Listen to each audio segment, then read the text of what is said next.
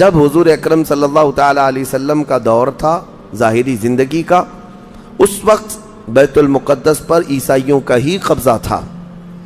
ہم یہ بتاتے ہیں عیسائیوں کا، لیکن عیسائیوں نے کہاں سے قبضہ کیا تھا؟ وہ تو یہودیوں سے حاصل کیا تھا. یہودیوں کو مارتے تھے. اتنی خطرناک جنگیں ہوتی تھیں عیسائیوں میں اور یہودیوں میں کہ بیت المقدس میں خون خرابہ یہ آج کی تاریخ نہیں ہے، بہت پرانی تاریخ ہے. ٹائٹس نام کا ایک عیسائی بادشاہ جس نے پورے بیت المقدس کی اینٹ سے اینٹ بجا دی تھی، اور اس نے جتنے یہودی وہاں پر آباد تھے سب کو قتل کروا دیا تھا. پھر عیسائیوں کا قبضہ ہوا تھا. کتنے بڑے بڑے عیسائی بادشاہ آئے اور انہوں نے وہاں پر سوائے ظلم کے اور کچھ نہیں کیا بیت المقدس میں. یہ تو ان کی تاریخ چلتی تھی عیسائیوں کی، یہودیوں کی. یہودیوں سے کئی مرتبہ بیت المقدس لے لیا گیا اور عیسائی جھنڈا وہاں لہرایا گیا. کئی 100 سال تک عیسائیوں نے یہودیوں کا داخلہ بھی بند کر رکھا تھا کہ کوئی یہودی پھٹکنے بھی نہ پائے. بیت المقدس تو چھوڑیں، یروشلم میں، فلسطین میں کسی یہودی کی انٹری نہیں تھی. عیسائیوں کا جب غلبہ تھا تو یہ کئی زمانے تک چلتا رہا. اصل یہاں پر کیا تھا وہ میں آپ کو بتا دوں. یہ بیت المقدس کا مسئلہ آپ کو سمجھنا اس لیے بھی ضروری ہے کہ آج پوری دنیا میں یہ ایک سب سے بڑا ایشو کیوں ہے. اس کی بنیاد یہ ہے کہ حضرت آدم علیہ السلام کے بعد سے وہ جگہ مقدس تھی، فرشتوں کی تعمیر کی ہوئی. لیکن جب حضرت داؤد علیہ السلام تشریف لائے تو آپ نے، چونکہ آپ کی حکومت تھی اس وقت، آپ بادشاہ تھے، آپ نے ایک مسجد تعمیر کرنے کا حکم دیا. لیکن آپ کے زمانے میں وہ کام نہ ہو سکا تو اپنے بیٹے حضرت سلیمان علیہ السلام کو انہوں نے حکم دیا.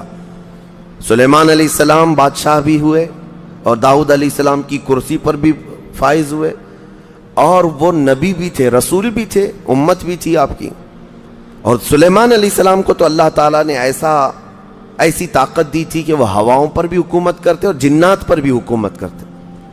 تو سلیمان علیہ السلام نے کام شروع کیا. یہ وہ جگہ تھی جہاں موسیٰ علیہ السلام عبادت کیا کرتے تھے. اس جگہ پر سلیمان علیہ السلام نے ایک مسجد بنانے کا حکم دیا اور یہ جنات بنانا شروع کرتے ہیں. اس کا ذکر قرآن پاک میں بھی موجود ہے. حضرت سلیمان علیہ السلام نے جب پورا ڈیزائن دیا کہ اس طرح سے بننا ہے تو پھر جنات تعمیر کرتے رہے اور جنات اتنا خوف کھاتے تھے سلیمان علیہ السلام سے کہ وہ ایک لمحہ بھی حضرت سلیمان علیہ السلام سے غافل نہیں ہوتے یا حکم عدولی نہیں کرتے. ہوا یہ کہ کام ابھی کمپلیٹ نہیں ہوا تھا کہ سلیمان علیہ السلام کا انتقال ہوا تو جنات بھاگ جاتے. لیکن اللہ کی مصلحت، حضرت سلیمان علیہ السلام لکڑی لے کر یوں کھڑے رہتے تھے، اپنا عصا لے کر کے کھڑے رہتے تھے اور کام دیکھتے رہتے تھے. جب تک سلیمان علیہ السلام کھڑے ہیں تیزی سے جنات بڑے بڑے پتھر لاتے تعمیر کرتے رہتے تھے. انتقال ہوا سلیمان علیہ السلام کا اور آپ ایسے ہی کھڑے رہ گئے. آپ کے کھڑے کھڑے وفات ہوئی ہے. اور اس طرح سلیمان علیہ السلام کی وفات کو سالوں گزر گئے لیکن آپ وہاں سے ہٹے نہیں کیونکہ کام چل رہا تھا. قرآن میں ہے، اللہ تعالیٰ فرماتا ہے جب لکڑی کو دیمک کھا گئی، کتنے سال گزر گئے ہوں گے. حضرت سلیمان علیہ السلام یوں ہی کھڑے تھے. اور عام دوسرے لوگوں کی موت تو چھوڑو، نیند میں کھڑا ہو کر کے دکھائے. وہ اللہ کے نبی تھے کہ انتقال کے بعد بھی وہ کھڑے رہے. روایتوں میں کئی سالوں تک، 10 سالوں تک آپ کھڑے رہے. اور اس کے بعد دیمک کھا گئی لکڑی کو تو لکڑی ٹوٹ گئی. تب سلیمان علیہ السلام زمین پر آ گرے. جنات اسی وقت جان گئے کہ یہ تو انتقال کر گئے. تب تک بیت المقدس کا کام کمپلیٹ ہو گیا تھا، جنات بھاگ گئے سب. یہ تعمیر، اس کو اصل میں بیت المقدس نہیں کہا جاتا تھا اس وقت، یہ ہیکل سلیمانی. یہ یہودیوں کے عقیدے کے اعتبار سے فرسٹ ٹیمپل ہے، پہلا مندر یا پہلی مسجد جو بھی ہے مقدس تھی. یہ ہیکل سلیمانی جو سلیمان علیہ السلام نے جنات سے بنایا تھا، اور سلیمان علیہ السلام کی کرسی جہاں لگتی تھی اس وقت حضرت سلیمان علیہ السلام نے جنات اور سرکش لوگوں سے اور جادوگر لوگوں سے سب چیزیں جادو کی چھین کر اپنی کرسی کے نیچے دفن کر دیا تھا. سب ختم کیا تھا کہ کوئی جادو ٹونا یہ سب چیزیں نہ ہوں. کیونکہ یہودی جادو کے پیچھے بہت بھاگتے تھے، صرف جادو میں ہی دن رات۔ آپ نے سب دفن کیا اور اس کے بعد آپ کے انتقال کے بعد سالوں بیتے اور اسی طرح سے رہے، لیکن پھر یہ ہیکل سلیمانی کو ایک بادشاہ آیا جو عراق کا رہنے والا تھا، اس کی یہودیوں سے دشمنی تھی، اس نے ایسا حملہ کیا کہ پورے ہیکل کو توڑ ڈالا، یعنی جو جنات کا بنایا ہوا تھا اس کو مکمل طور سے مسمار کر دیا، ایک دیوار باقی رہ گئی، ایک دیوار باقی رہ گئی، جہاں جا کر کے آج یہ یہودی روتے ہیں، دیوار گریا اس کو کہتے ہیں، وہ اس زمانے کی ایک باقی رہ گئی، باقی پورا ہیکل گرا دیا۔ زمانہ بیت گیا، یہودی اس بات پر روتے رہے کہ ان کو مارا گیا، قتل کیا گیا، پھر عیسائیوں کا اس پر قبضہ رہا، پھر عیسائیوں سے یہودیوں نے ایک بار پھر حاصل کیا، پھر دوبارہ یہ ٹائٹس کے زمانے میں عیسائیوں نے مار کر کے پورے یہودیوں کو خون خون کر دیا، اور پھر بیت المقدس کچھ نہیں تھا، ایک دیوار تھی، ایک دوسری وہاں پر ایک چھوٹی سی عمارت بنائی گئی، اس عمارت کو یہ سیکنڈ ٹیمپل کہتے ہیں، سیکنڈ ٹیمپل، یہ دوسرا مندر، اور اسی کو عبادت گاہ بنا کر چلتے رہے۔ زمانہ بیتا یہاں تک کہ حضور صلی اللہ تعالیٰ علیہ وسلم کی نبوت کا اعلان ہوا، پھر اس کے بعد 23 سال گزرے، پھر آپ کی وفات کے بعد صدیق اکبر کا زمانہ آیا، پھر سیدنا عمر فاروق کا زمانہ آیا۔ تقریباً یہ 26-28 ہجری کی بات ہے، حضرت عمر کے دور میں۔ پھر حضرت عمر فاروق کے دور میں جو فتوحات ہو رہی تھی، اسلام پھیلتا جا رہا تھا، تب صحابہ کے ایک لشکر کو حضرت عمر نے فلسطین بھی بھیجا، جس میں حضرت ابو عبیدہ بن جراح بھی تھے۔ تو ان صحابہ نے اس چھوٹے سے لشکر کو لے کر فلسطین کا معرکہ ایسا سر کیا کہ یہ عیسائی سب جان چکے تھے حالات کیا چل رہے ہیں، سیرنڈر ہو گئے اور کہا ہم جو ہے یہ بیت المقدس کی ساری چابیاں آپ کے حوالے کرتے ہیں، لیکن ایک شرط ہے کہ ہم آپ کے ہاتھ میں نہیں دیں گے بلکہ مسلمانوں کے امیر المومنین کے ہاتھ میں دیں گے، وہ آئیں ہمارے پاس۔ تو وہاں جو صحابہ تھے انہوں نے خط لکھ کر بھیجا حضرت عمر کو، حضرت عمر مدینے میں تھے، کہا ٹھیک ہے میں آ رہا ہوں۔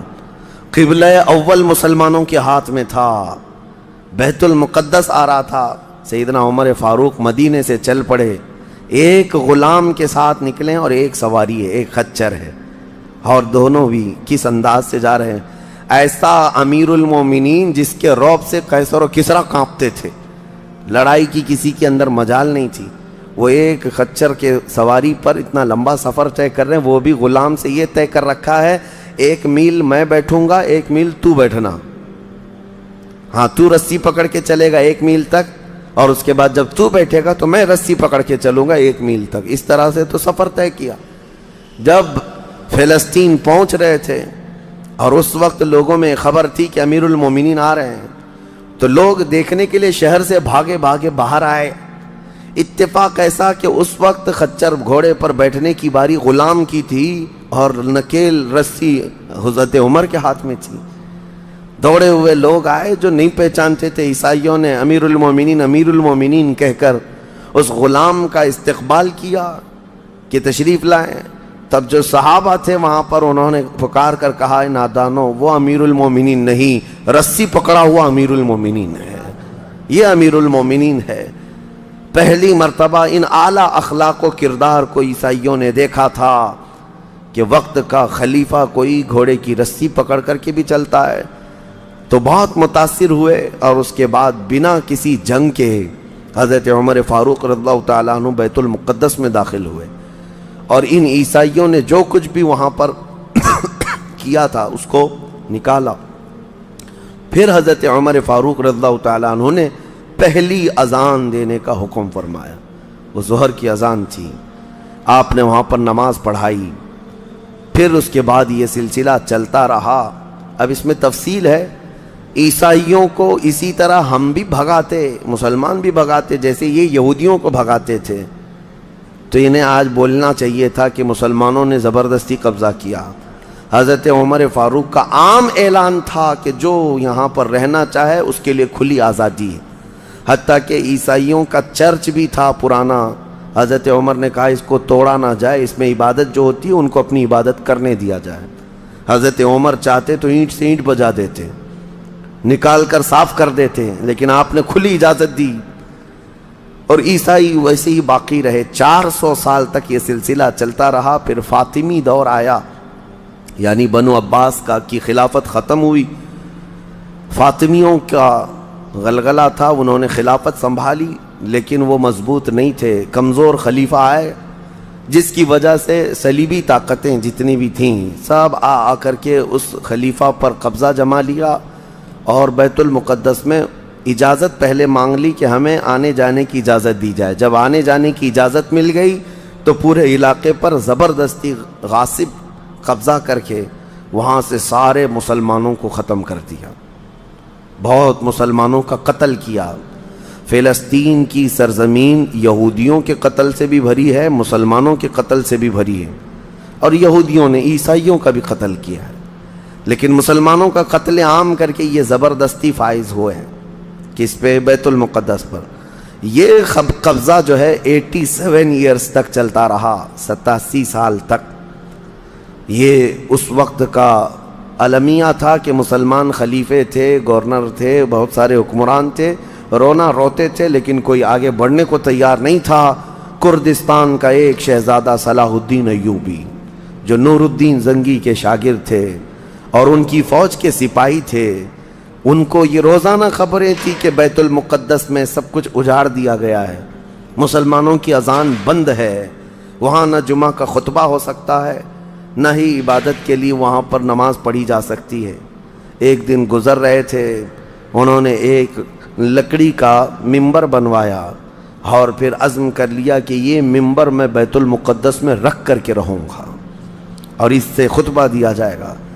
وہ ان کا عزم تھا اور اس پر لے کر کے چلتے رہے۔ تقریباً آپ نے 17 جنگیں لڑی ہیں، 17 جنگیں لڑی، اور صلاح الدین ایوبی کو جو درپیش مسائل تھے وہ کہا گیا ہے کہ پہلے تو انہوں نے جو روڈ میپ بنایا تھا اس حساب سے ان کو 2 سال کے اندر یہ جنگوں میں فتح کر لینا تھا۔ 2 سے 4 سال کے اندر ان کے دماغ میں یہ تھا کہ بیت المقدس کو میں حاصل کر لوں گا، لیکن فرماتے ہیں کہ اپنوں کی مخالفت اتنی تھی، جگہ جگہ سے کوئی مسلمان بیٹھا ہوا ہے، نواب بیٹھا ہے، کہیں کوئی کسی چھوٹے علاقے کا خلیفہ، کوئی گورنر، سب پکڑ پکڑ کر کے ان کی ٹانگ کھینچیں، ان کے فوجیوں میں ورغلائیں اور الگ الگ وسوسے ڈالیں، جس کی وجہ سے پہلے اپنوں سے بھیڑتے بھیڑتے آپ کو 18 سال لگ گئے۔ بیت المقدس پھر پہنچے، صلیبیوں سے معرکہ آرائیاں ہوتی رہیں، پھر وہ 87 سال کے بعد صلاح الدین ایوبی نے دوبارہ بیت المقدس کو ان عیسائیوں سے پاک کیا، اور آپ نے وہ ممبر وہاں پر لگایا اور تاریخی خطبہ عطا کیا تھا۔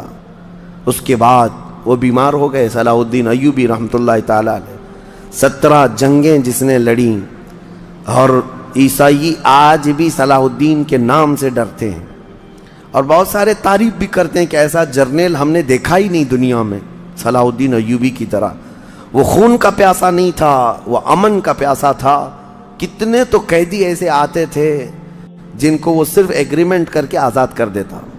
عیسائی اس بات پر آج بھی اقرار کرتے ہیں کہ جنگوں میں قید جو ہونے والے کو کوئی چھوڑتا نہیں ہے، لیکن صلاح الدین ایوبی ایک نہیں لاکھوں لوگوں کو آزاد کیا ہے، 1000 بھی نہیں، لاکھوں لوگوں کو آزاد کیا ہے صلاح الدین ایوبی رحمۃ اللہ تعالیٰ علیہ۔ اللہ ان کی تربت پر کروڑوں رحمتیں نازل فرمائے۔ حیرت کی بات یہ ہے کہ ان کا آخری وقت آیا تو رونے لگے، بستر پر رو رہے تھے۔ لوگوں نے پوچھا کہ کیا بات ہے؟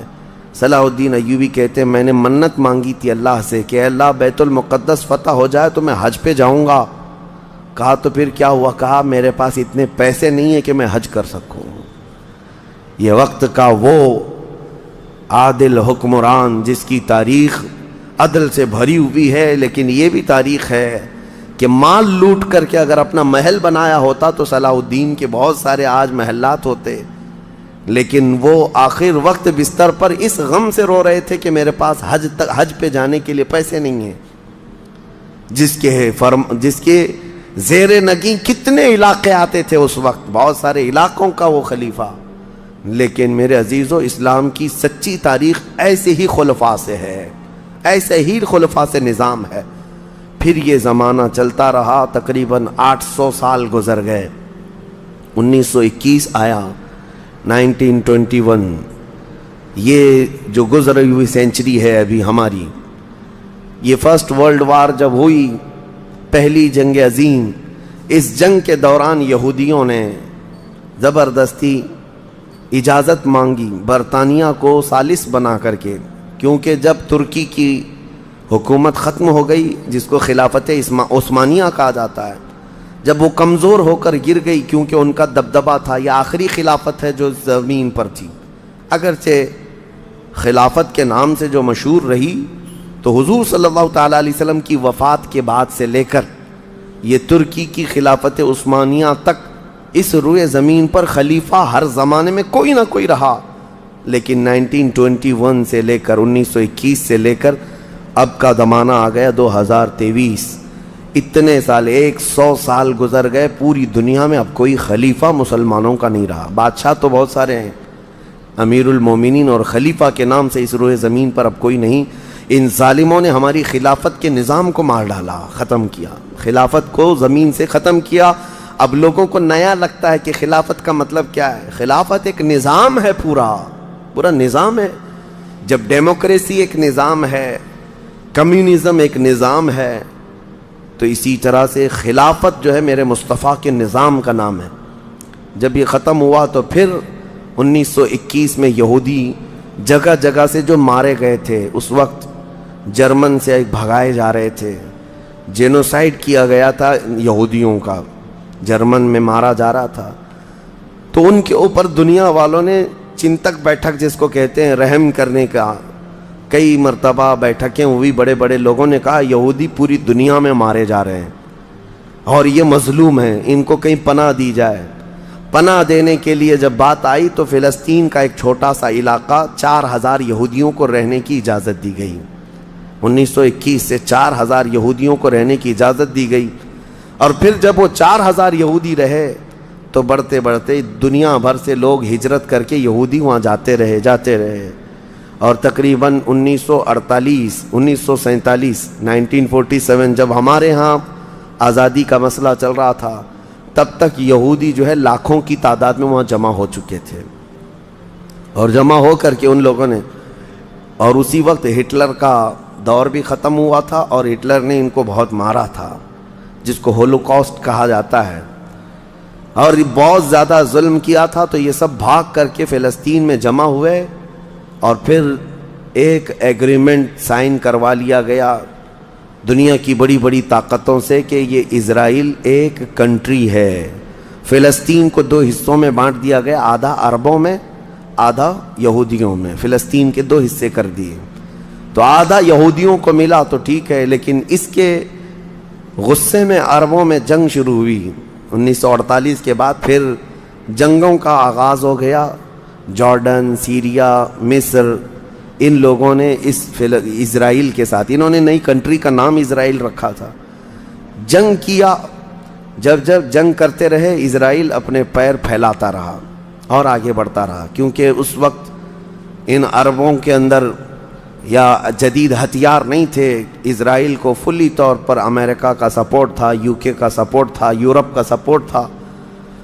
ان تینوں ملکوں کے ساتھ بڑی خوفناک جنگوں میں ان کو پیچھے ڈھکیل دیا گیا، بلکہ جو صحرائے سینا تھا مصر کا، وہ بھی اسرائیل نے قبضہ کر لیا۔ طور سینا جس کو کہتے ہیں، کوہ طور، وہ بھی ان کے لیے مقدس تھا، وہ بھی حاصل کر لیا۔ پھر اس کے بعد دوسری جنگ بھی ہوئی تھی مصر کی، تب مصر نے وہ علاقہ واپس لیا اور اسرائیل کو سمیٹنے کی کوشش کرتے رہے۔ 3 بڑی جنگوں میں ہوا یہ کہ جب جنگ ہوتی رہی، اسرائیل پھیلتا رہا۔ پھر 1978 کے قریب یا 75 کے آس پاس اسرائیل نے پورے طور پر فلسطین کا کنٹرول اپنے ہاتھ میں لے لیا، جس میں بیت المقدس بھی چلا گیا۔ یہ ہے تاریخ میں آدم علیہ السلام کے زمانے سے لے کر یہاں تک کی بتا رہا ہوں، مختصر جھلکیاں۔ اس کے بعد سے یہودیوں نے بیت المقدس کا کنٹرول اپنے ہاتھ میں لیا، حالانکہ UN کا یہ فیصلہ ہے کہ پورے اسرائیل کو یہ خاص طور پر تنبیہ کی گئی ہے کہ صرف مسجد اقصی جو بیت المقدس ہے، اس کا کنٹرول اور اس کا مینجمنٹ اس کے انتظامات یہودیوں کے ہاتھ میں بھی نہیں رہیں گے اور وہاں کے فلسطینی مسلمانوں کے ہاتھ میں بھی نہیں رہیں گے، یہ جارڈن کی حکومت کو دیا گیا ہے۔ جارڈن کی حکومت، جس کو کسٹوڈین آف یہ کہا جاتا ہے بیت المقدس، وہ اس کے انتظام دیکھتی ہے، لیکن برائے نام ہے یہودیوں نے دھجیاں اڑا رکھی ہیں پورے دنیا بھر کے قوانین کی۔ جہاں جہاں ان کو پابندی تھی کہ یہاں نئے گھر نہیں بنائیں گے، ابھی 3-4 سال پہلے انہوں نے پورے مسلمانوں کے محلے کو ختم کر کے 200 گھر بنائے، یہودیوں کو آباد کیا۔ برسوں سے یہاں جو مسلمان تھے، ابھی آپ جا کر کے کبھی دیکھیں یروشلم، بیت الحم، جو بیت المقدس کے آس پاس کے علاقے، رام اللہ، 40 سال 45 سال ہو گئے دکانوں کو تالے لگے ہوئے ہیں، جالے لگے ہوئے ہیں، لیکن کھولنے کی اجازت نہیں ہے۔ اتنی پرانے وقت سے دکانیں بند ہیں، کہا کہ نہیں، یہودیوں کی طرف سے کوئی یہاں پر کھولنے کی اجازت نہیں ہے، مسلمانوں کے نام پر۔ اور اللہ کا فضل تو دیکھیں، وہ مسلمان کیسے جگرے والے لوگ ہیں، میں نے اپنی آنکھوں سے دیکھا ہے۔ ہر جگہ کی طبیعت کے اعتبار سے اللہ تعالیٰ مخلوق پیدا کیا ہے۔ ان ظالم غاصب اسرائیلیوں کو ہم نے دیکھا، یہ بندوق تانے بیت المقدس کے ہر دروازے پر کھڑے رہتے ہیں، اور مسلمانوں کا فلسطینی 8 سال کا بچہ آتا ہے، اس کی نال یوں پھینک کر کے مسجد میں اندر جاتا ہے، نماز پڑھتا ہے، پھر نکلتا ہے، اور وہ فوجی دیکھتا رہ جاتا ہے، کچھ نہیں کرتا۔ بسا اوقات گولیوں سے برساتے ہیں، روزانہ کا معمول یہ ہے۔ رات کو گولیوں کی بارش ہوئی، سمیٹ کر کے ختم کیا گیا، زخمی ہاسپٹل میں گئے، دوسرے دن دیکھا عصر کے بعد بیت المقدس کے باہر صحن جو ہے وہاں پر پھر عورتیں، بچے، سب جو روزانہ عصر سے لے کر مغرب تک اپنی روٹیاں، اپنے کھانے لے کر کے آتی ہیں، بیٹھتی ہیں، ایسا لگتا ہے یہاں کچھ ہوا ہی نہیں، کچھ ہوا ہی نہیں۔ مائیں بچوں کو بچپن سے یہ چیز ڈال دیتی ہیں کہ بیٹا اگر تو ابھی گھر سے گیا نماز کے لیے تو ہمیں یہ یقین نہیں ہوتا کہ تیرا جسم آئے گا کہ تیری لاش آئے گی۔ ہر ماں کا یہ وہاں پر جذبہ ہے، اور یہ حدیث پاک میں موجود ہے۔ میرے آقا صلی اللہ علیہ وسلم نے فرمایا، لا تزال طائفۃ من امتی، میری امت میں سے ایک جماعت ایسی رہے گی جو قیامت تک حق کے لیے لڑتی رہے گی، اور اللہ ان کا ناصر و مددگار ہوگا۔ بیت المقدس کی یہ تاریخ آج، بیت المقدس کو انہوں نے خون میں نہلا رکھا ہے، یہودیوں کا زبردستی اس پر قبضہ ہے۔ اب یہ چاہتے کیا ہیں، یہ بھی میں آپ کو بتا دوں، یہ چاہتے ہیں کہ یہ مسجد اقصیٰ جو تعمیر ہوئی، یہ حضرت عمر کے حکم سے ہوئی، پھر اموی خلفہ جب آئے، خلیفہ ولید بن عبد الملک، اس نے پوری مسجد بنوائی، اور یہ جو پیلا گنبد آپ دیکھتے ہیں، قبۃ الصخرہ، جو مسجد اقصیٰ سے جس کو مشہور کیا گیا ہے، یہ قبۃ الصخرہ ہے، ڈوم آف راک جس کو کہتے ہیں، یہ اصل اس سے لگی ہوئی ہے بیت المقدس کی مسجد پرانی، اس کو شو نہیں کرتے، اس کو یہ گرا کر کے، اس کو پورا زمین بوس کر کے 3rd ٹیمپل بنانے کا پلان ہے۔ ان کو یہ چاہیے کہ حضرت داؤد علیہ السلام کے زمانے میں جو کام شروع ہوا تھا، سلیمان علیہ السلام نے جو مندر بنایا تھا، جو ٹیمپل بنایا تھا، ہم اس کو اسی جگہ تعمیر کریں گے۔ تو بیت المقدس، مسجد اقصیٰ کی دیوار سے دیوار انہیں گرانا ہے، اس کے لیے یہ کیا کیا سازشیں کرتے رہے، کھدائی کرتے رہے کہ یہاں پرانا خزانہ ہے، فلاں چیزیں ہیں، ثبوت نکالنا ہے، کتنا دیواروں کو ہلانے کے لیے آرٹیفیشیل زلزلے لائے گئے، مصنوعی طور پر یہ زمین ارتھ کویک لائے گئے کہ مسجد اقصیٰ گر جائے، لیکن اللہ کی مرضی جب تک چاہے۔ اب اگر حالات ایسی ہیں تو یہ مسجد اقصیٰ کو گرا کر کے وہاں پر ایک 3rd ٹیمپل بنائیں گے، جس کا پورا آرکیٹیکٹ ڈیزائن بھی انہوں نے ظاہر کر دیا ہے، نشر کر دیا ہے، کوئن بھی ایک جاری کر دیا ہے، جس کو لے کر کے ان کے 3rd ٹیمپل کے اندر جائے گا، آئے گا۔